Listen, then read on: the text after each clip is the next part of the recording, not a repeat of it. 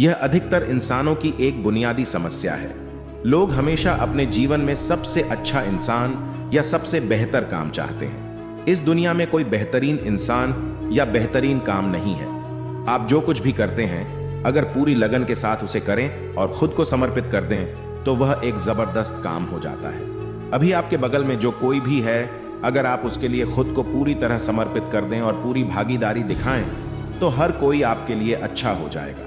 आप देखेंगे कि उनका साथ आपको बहुत अच्छा लगेगा।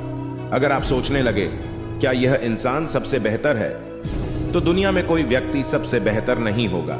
अगर आप भगवान से भी शादी कर लें तो भी सिर्फ आपकी मां को ही नहीं, खुद आपको भी शिकायत होगी। जहां तक मां को खुश करने की बात है तो मां सबसे पहले एक स्त्री है, बाद में वह मां बनी। पत्नी भी मुख्य रूप से एक स्त्री है, बाद में वह पत्नी बनी। यह भूमिका बाद में आती है।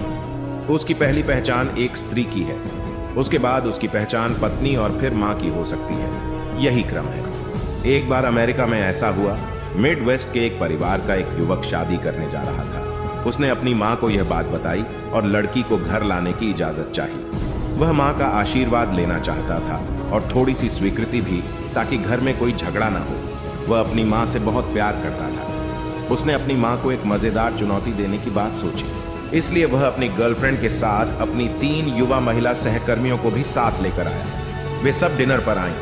वह अपनी मां को यह पता लगाने की चुनौती देना चाहता था कि उसकी गर्लफ्रेंड कौन सी है।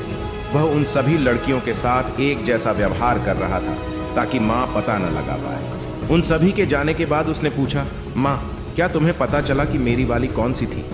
वह बोली, मैं जानती हूँ, जिसने लाल रंग के कपड़े पहने थे। उसने पूछा, तुम्हें पता कैसे चला? मैंने तो उसकी ओर देखा तक नहीं। मैं हर समय दूसरी स्त्रियों को देख रहा था ताकि तुम्हें पता न चले।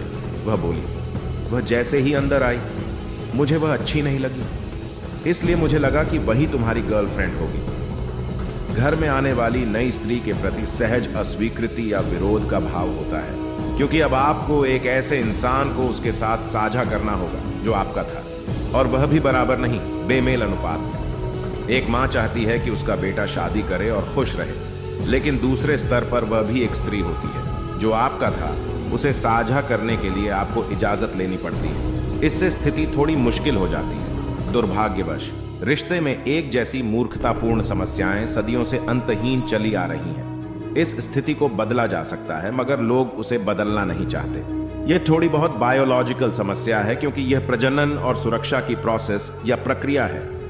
अगर एक स्त्री अपनी चीजों को लेकर अधिकार भाव नहीं रखती तो वह अपने बच्चों की देखभाल नहीं कर पाती। वह बस बच्चों को पैदा करके चली जाती। यह एक बायोलॉजिकल प्रोसेस है जो किसी न किसी रूप में जीवन भर जारी रहती है। लेकिन अगर आप समझदार और जागरूक हैं तो इससे निकलकर आगे बढ़ सकते हैं।